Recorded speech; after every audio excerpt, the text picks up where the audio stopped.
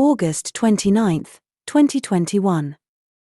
Episode 14, The Unknown Unknowns. 24th day of Flame Rule. Weather forecast, moderate temperature, clear sky, gentle breeze. The next morning the party agreed to meet up at the Riverwalk Cafe for breakfast. After we had all finished eating, we made our way over to the Dragon District to follow up on the quest Kyokyojo had retrieved for us. The person we were to meet with was named Eager's Kesk. The address led us to a manor of impressive size, but there was little more nice about it despite being located in the noble district of Secomber. The architecture was in need of repair, and the gardens had gone unattended. The entire estate just appeared unclean. We approached the entrance as a group, but after managing to somehow get myself shoved to the front, I ended up being the one to knock on the door. We were greeted by a man with a hunch, and whose face was mostly concealed in red robes.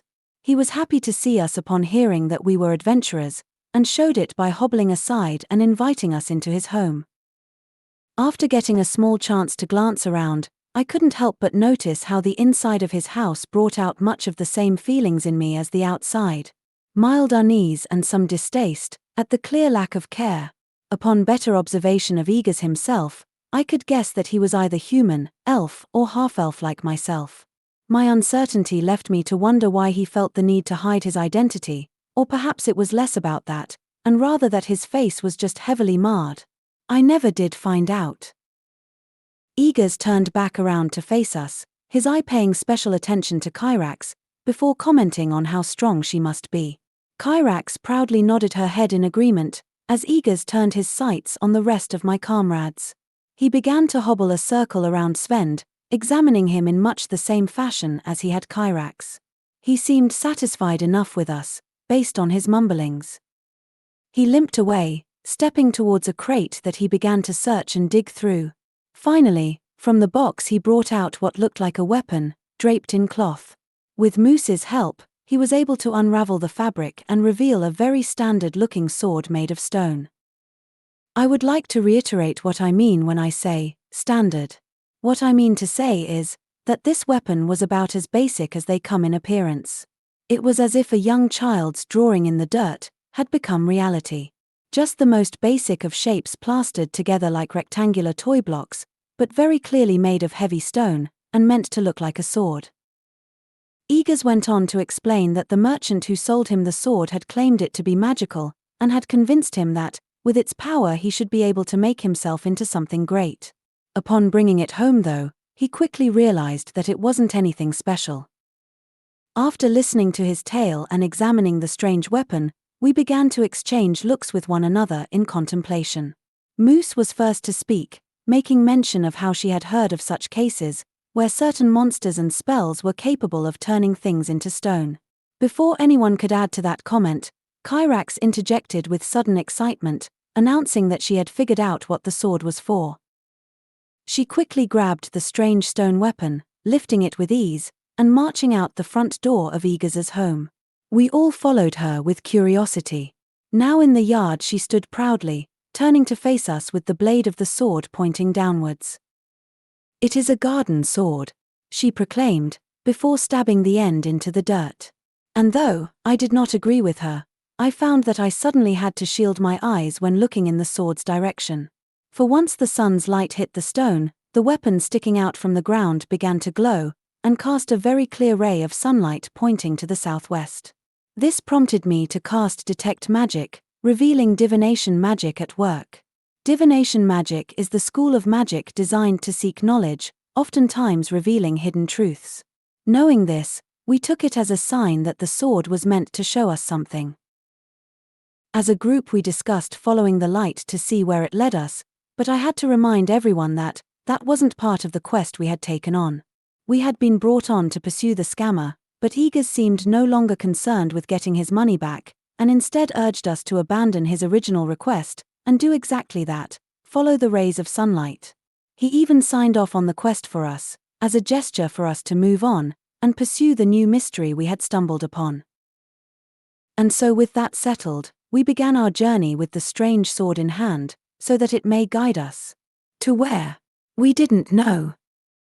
One thing we began to notice as we made our way through Secomber was that the light coming off of the weapon would often vanish whenever we would walk into heavily shaded areas. Only in the sunlight could we find our way again. It wasn't a long trip before we found ourselves standing before Brave Gate. After having been recognized by the guard there as the gatekeeper once more, he let us through and we made our trek towards everybody's favorite place, the dreaded High Moor. Oh, the High Moor! How my comrades have come to associate this place with nothing but bad experiences. So much so, that they often whine and complain whenever our path so much as angles slightly in that direction. Thane especially has such contempt for this place, that one could wonder if it is responsible for stealing his firstborn. I digress in my frustrations. It is true that the High Moor is full of numerous and unpredictable dangers, so I suppose there is reason for stress. Especially when you begin to hear high-pitched howls coming from the direction you are headed. We had been walking on a wide mountain pass that curved to the right, and moved uphill, so our vision of what was ahead was blocked by the cliffs. We all paused upon hearing these strange howls. Kyrax spoke of them sounding fiendish in nature. Svend, ever vigilant for anything he could offer invitation to the arena too, as he calls it, ran ahead without hesitation.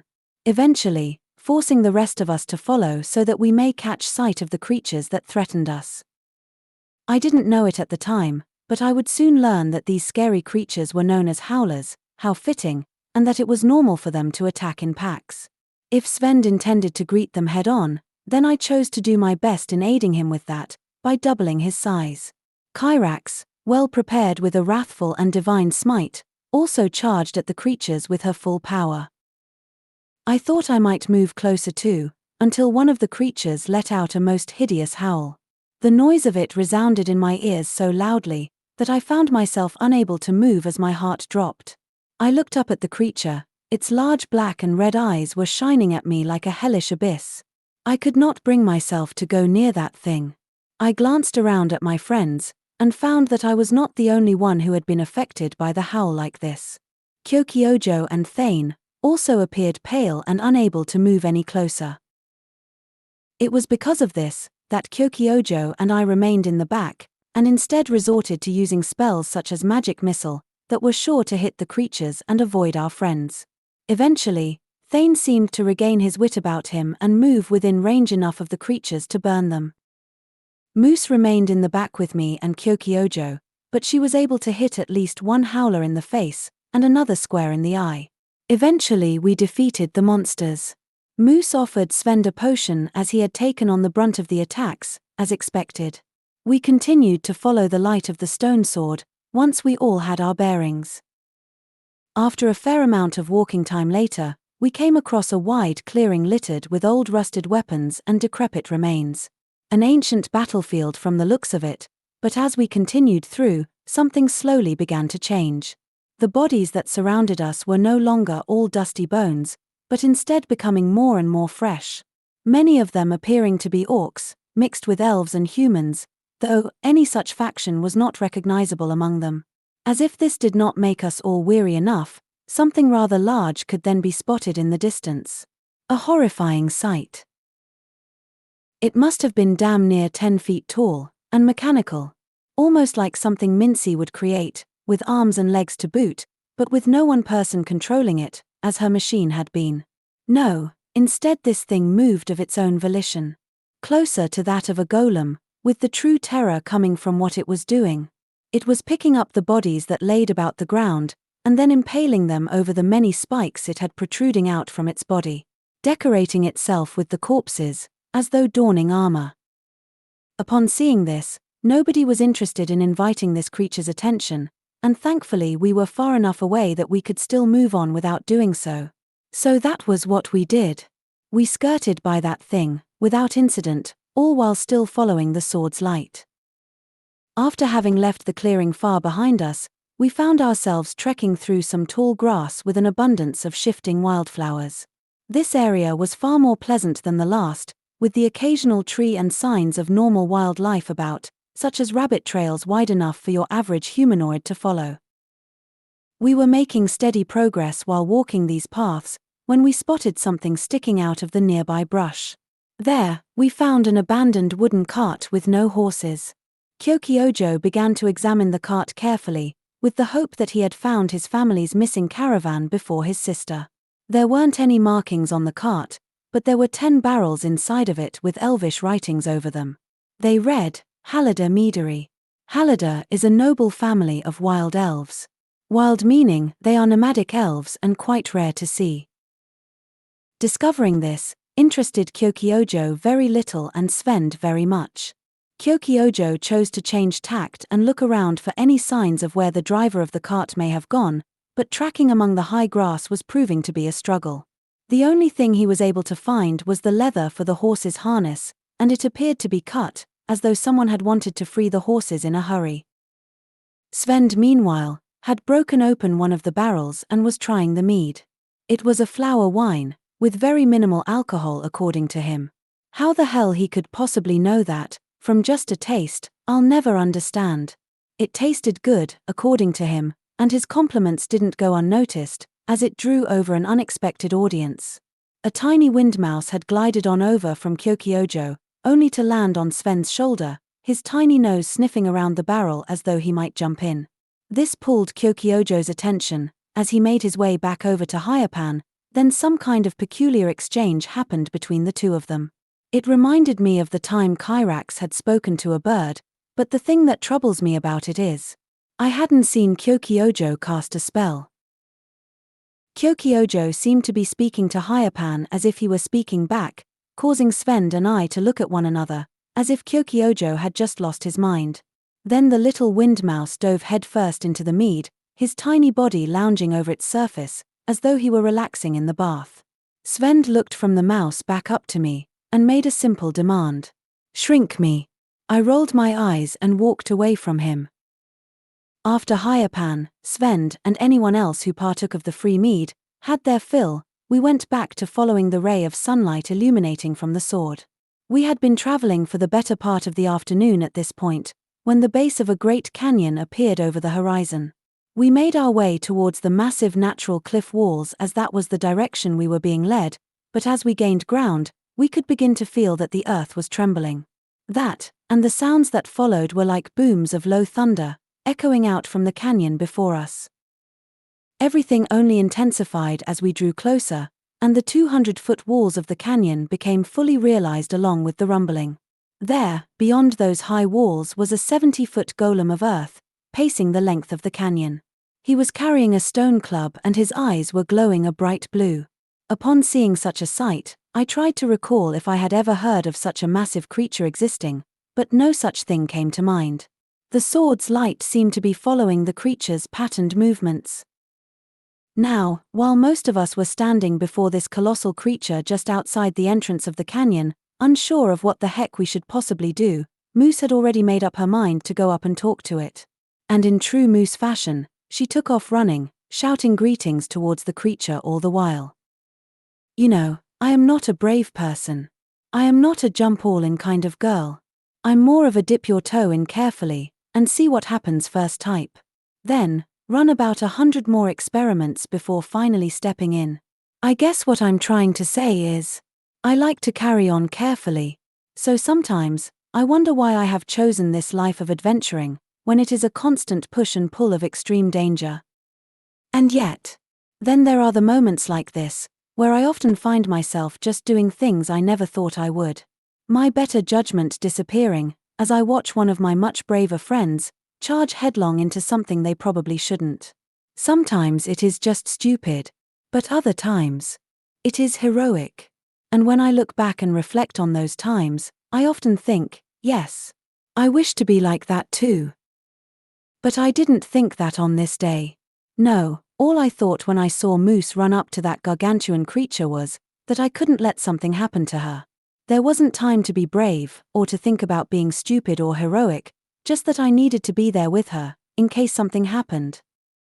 I don't want to let Kelmorn down again, by not even allowing there to be the slightest chance that my presence could maybe make a difference.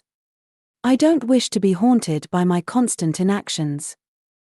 The golem wasn't noticing Moose, and so, in order to get its attention, I watched as she casted grease under its one foot.